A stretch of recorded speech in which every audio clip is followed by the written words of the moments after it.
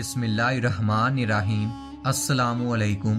ہر روز نئی ویڈیو کے لیے چینل کو سبسکرائب کر لیں اور ساتھ لگے ہوئے بیل آئیکن کو دبا کر آل کی آپشن کو سلیکٹ کریں تاکہ ہر نئی ویڈیو کی اپڈیٹ آپ کو ملتی رہے۔ کیسر روم نے حضرت علی رضی اللہ تعالیٰ عنہ کو خط لکھا کہ ہمیں ان سوالات کے جوابات دے اگر آپ کہتے ہیں کہ آپ کا دین سچا ہے۔ نمبر 1، خدا کی رضا کون سی ہے اور ہمیں خدا کا مقام بتائیں۔ نمبر 2، وہ کون سا پیغام رسا ہے جو نہ جن تھا نہ ہی فرشتہ اور نہ ہی انسان تھا۔ نمبر 3، ہمیں وہ چیز بتائیں جس کو وحی ہوئی لیکن وہ نہ جن تھا نہ ہی انسان اور نہ ہی فرشتہ تھا۔ نمبر 4، وہ ایک کون سا ہے جس کے ساتھ دوسرا نہیں۔ نمبر 5، وہ 2 کون سے ہیں جس کے ساتھ تیسرا نہیں۔ نمبر 6، وہ 3 کون سے ہیں جن کے ساتھ چوتھا نہیں۔ نمبر 7، وہ 4 کون سے ہیں جن کے ساتھ پانچواں نہیں۔ حضرت علی رضی اللہ تعالیٰ عنہ نے تفصیل سے جوابات دیے۔ ردائے خدا کے بارے میں ہمیں اپنے پیغمبر نے بتایا ہے کہ اللہ کا فرمان ہے، بزرگی اور عظمت میری رضا ہے۔ مقام خدا کے متعلق تمہیں معلوم ہوگا کہ کوئی جگہ اور کوئی مکان خدا سے خالی نہیں، وہ ہر جگہ موجود ہے۔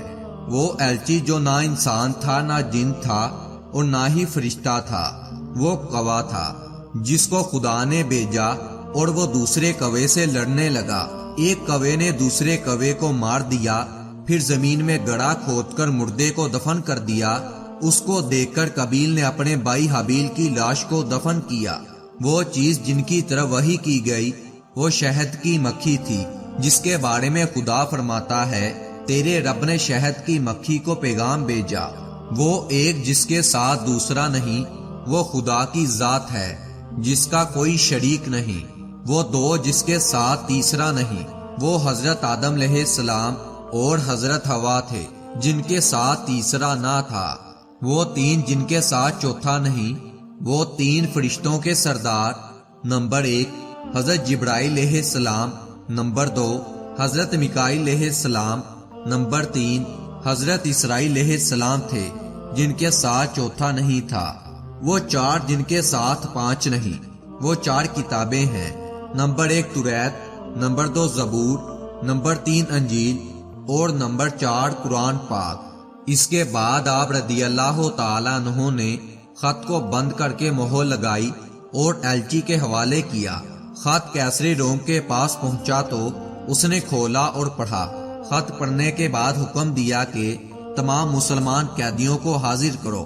قیدی لائے گئے، پھر حکم دیا گیا کہ ان کو قیمتی لباس پہناؤ اور باعزت بری کیا جائے۔